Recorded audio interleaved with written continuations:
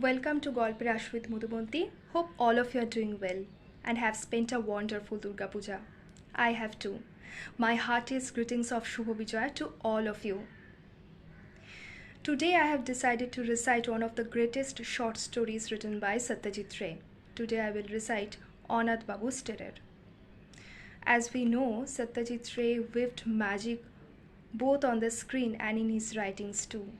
Like his other literary works, there is a distinctive quality in his short story. Each one of his short stories consists of such an enriched, distinctive, thrilling, mesmerizing, and suspense element that none of us could deny. The most fascinating fact about its short story is its end. There is a massive twist we can find in each one of his short stories. What it actually turns out to be at the climax, it's totally unpredictable. So let's begin.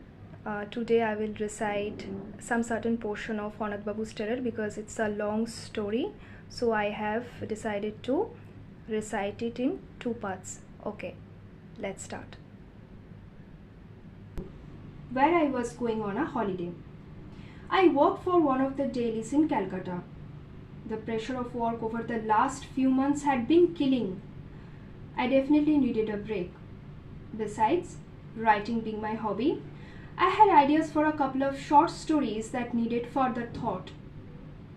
And I needed peace and quiet to think. So, I applied for 10 days leave and left with a packet of writing paper in my suitcase. There was a reason for choosing Raghunathpur. An old college mate of mine, Bipin, had his ancestral home there. We were chatting in the coffee house one evening, talking of possible places where one might spend one's holiday. When he heard that I had applied for leave, Bipin promptly offered me free accommodation in Raghunathpur. I would have gone with you, he said. But you know how tied up I am at the moment. He won't have any problem though. Bharadwaj will look after you. He has worked for our family for last 50 years. Our coach was packed. Anand Bandhu Mitra happened to be sitting right next to me. He was around 50, not very tall, hair parted in the middle, a sharp look in his eyes and an amused smile playing on his lips. But his clothes? He appeared to have dressed for a role in a play set 50 years ago. Nobody these days wore a jacket like that or such collars, glasses or boots. We began to chat. It turned out that he too was going to Raghunathpur. Are you also going on a holiday? I asked him. But he didn't answer and seemed to grow a little pensive. Or it might be that he had failed to hear my question in the racket that the train was making. The sight of Biren's house pleased me very much. It was a nice house with a strip of land in front that had both vegetables and flowers growing in it. There were no other houses nearby, so the possibility of being disturbed by the neighbors was non-existent. Despite protests from Bharadwaj, I chose a room in the attic for myself. It was an airy little room, very comfortable and totally private. I moved my things upstairs and began to unpack. It was then I realized that I had left my razor blades behind. Never mind, said Bharadwaj. Kundu Babu's shop is only a 5-minute walk from here. You will get your blades there. I left for the shop soon after tea, at around 4 p.m. It appeared that the place was used more or less like a club. About 7 middle-aged men were seated inside on wooden benches, chatting away merrily. One of them was saying rather agitatedly, "Well, it's not something I have only heard about. I saw the whole thing with my own eyes. All right, so it happened 30 years ago. But that kind of thing cannot get wiped out from one's memory, can it? I shall never forget what happened, especially since Haladhar Datta was a close friend of mine. In fact, even now I can't help feeling partly responsible for his death. I bought a packet of 7 o'clock blades. Then I began to loiter, looking at things I didn't really need. The gentleman continued.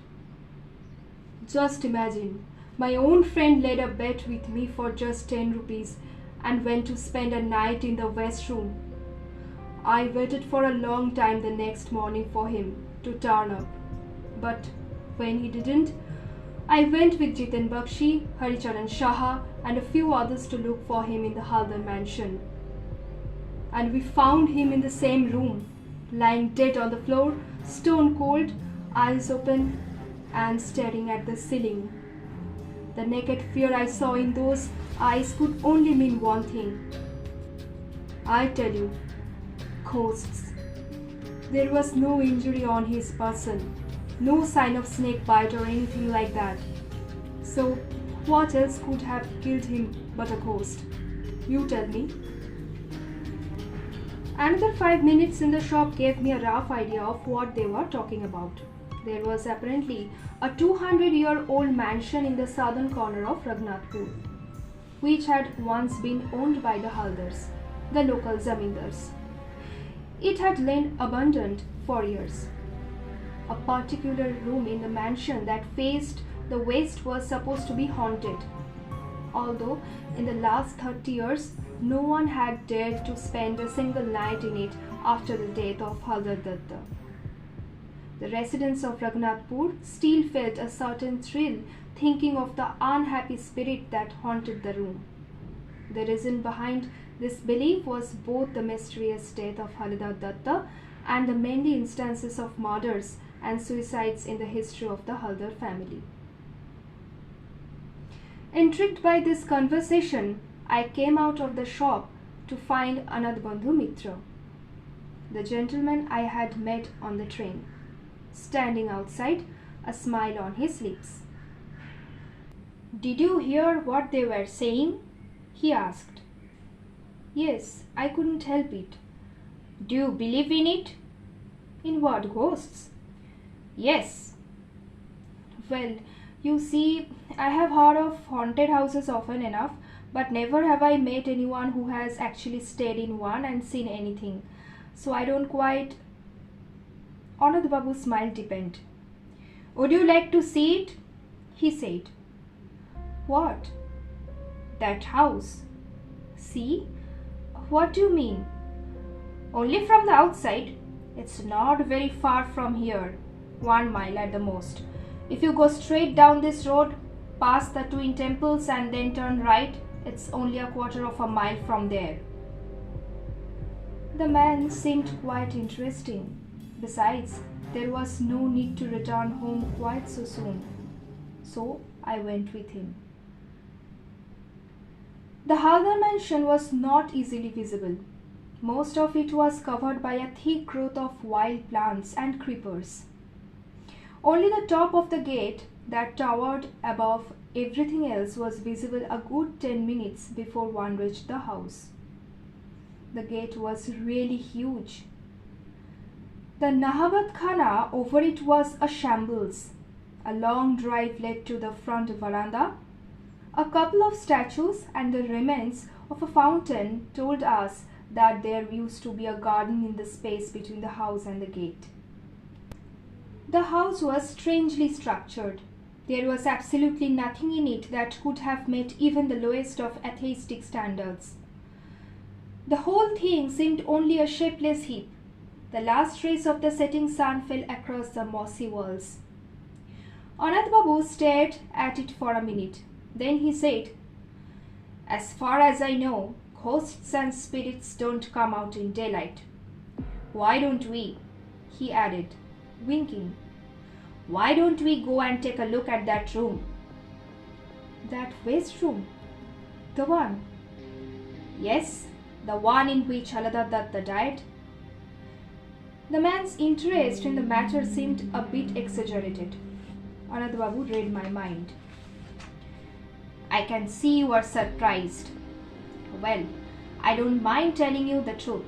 The only reason behind my arrival in Raghunathpur is this house.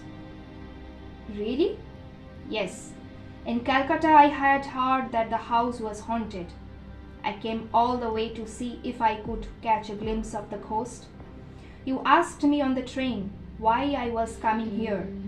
I didn't reply, which must have appeared rude.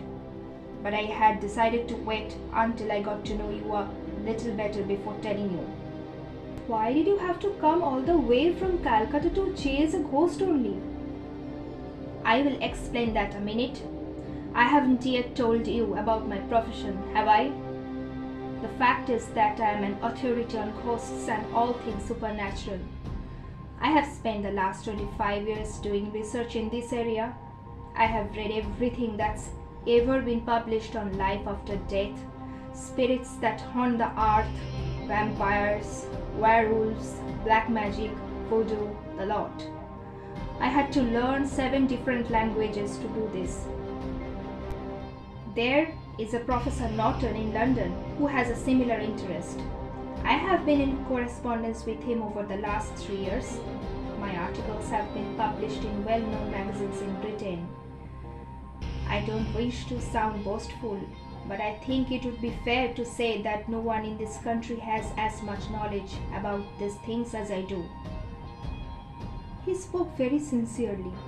The thought that he might be telling lies or exaggerating didn't cross my mind at all. On the contrary, I found it quite easy to believe what he told me and even felt some respect for the man also. After a few moments of silence, he said, I have stayed in at least 300 haunted houses all over the country. Goodness? Yes, in places like Jabalpur, Cherrapunji, Kathi, Katwa, Jodhpur, Azimganj, Hazaribagh, Shiuri, Barasat, and so many others. I have stayed in 56 duck bungalows and at least 30 indigo cottages. Besides this, there are about 50 haunted houses in Calcutta and its suburbs where I have spent my nights. But Anath Babu stopped. Then he shook his head and said, The ghosts have eluded me. Perhaps they like to visit only those who don't want to have anything to do with them. I have been disappointed time and again. Only once did I feel the presence of something strange in an old building in Tiruchirappalli near Madras. It used to be a club during British times. Do you know what happened? The room was dark and there was no breeze at all. Yet, each time I tried to light candle, someone or something kept snuffing it out. I had to waste 12 matchsticks. However, with the 13th, I did manage to light the candle, but as soon as it was lit, the spirit vanished. Once in a house in Calcutta too, I had a rather interesting experience. I was sitting in a dark room as usual, waiting for something to happen, when I suddenly felt a mosquito bite my scalp. Quite taken aback, I felt my head and discovered that every single strand of my hair had disappeared. I was totally bald. Was it really my own head, or had I touched someone else's? But no, the mosquito bite was real enough. I switched on my torch quickly and peered into the mirror. All my hair was intact. There was no sign of baldness. These were the only 2 ghostly experiences I have had in all these years. I had given up all hope of finding anything anywhere. But recently, I happened to read in an old magazine about this house in Raghunathpur. So, I thought I would come and try my luck for the last time. We had reached the front door. Anath Babu looked at his watch and said, The sun sets today at 5:31 p.m. It's now 5:15. Let's go and take a quick look before it gets dark. Perhaps its interest in the supernatural was contagious. I readily accepted his proposal.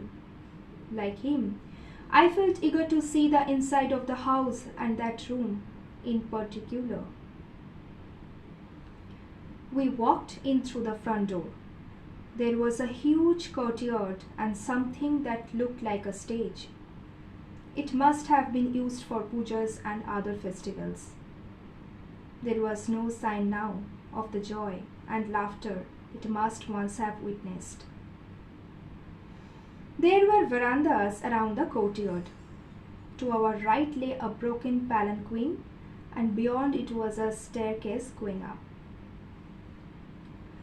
It was so dark on the staircase that Anath Babu had to take a torch out of his pocket and switch it on.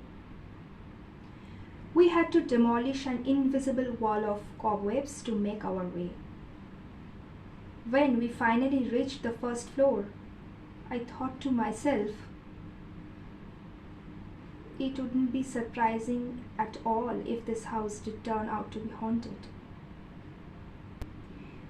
We stood in the passage and made some rough calculations. The room on our left must be the famous West Room, we decided. Anath Babu said, "Let's not waste any time. Come with me." There was only one thing in the passage, a grandfather clock. Its glass was broken. One of its hands was missing and the pendulum lay to one side. That's all for today. Hope you have enjoyed listening the first part of Anath Babu's Terror.